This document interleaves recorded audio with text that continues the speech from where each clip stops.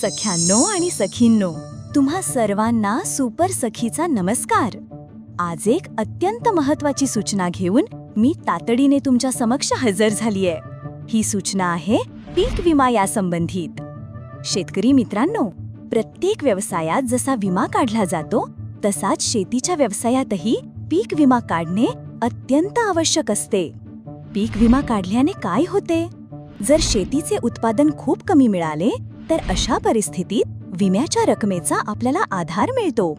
विम्यासाठी भरावयाची रक्कम आणि विम्याची संरक्षित रक्कम दाखवणारा हा चार्ट नीट बघा. आलं लक्षात? विम्यासाठी फक्त 1.5 दमडी खर्च करून आपण मोठे आर्थिक नुकसान टाळू शकतो. म्हणून प्रत्येक शेतकऱ्याने पीक विमा काढलाच पाहिजे. आता हा पीक विमा कुठे, कधी, कसा काढावा?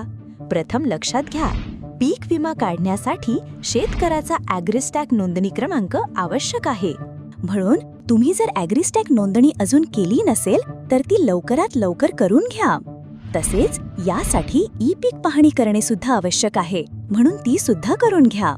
त्यानंतर मग विम्याची रक्कम भरून तुम्ही पीक विमा काढू शकता. यासाठी तुम्हाला लागेल ॲग्रिस्टॅग नोंदणी क्रमांक, 7/12चा उतारा, बँक पासबुक, आधार कार्ड आणि पीक पेरणीचे स्वयंघोषणापत्र. काळजी करू नका, ही सगळी प्रक्रिया खूपच सोपी आहे.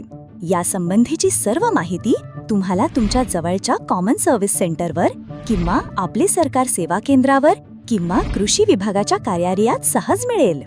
तुम्ही स्वतः सुद्धा प्रधानमंत्री फसल विमा योजना PMFBY या पोर्टलवर जाऊन पीक विमा काढू शकता. काहीही अडचण आल्यास केंद्र शासनाच्या कृषी रक्षक पोर्टलच्या हेल्पलाईनला तुम्ही फोन करू शकता. हेल्पलाईन आहे 14447. या व्हिडिओसोबत मी तुम्हाला एक PDF फाईल सुद्धा पाठवित आहे. त्यातही पीक विमा संबंधीची संपूर्ण माहिती दिलेली आहे. लक्षात घ्या, पीक विमा काढण्याची अंतिम तारीख आहे 31 जुलै.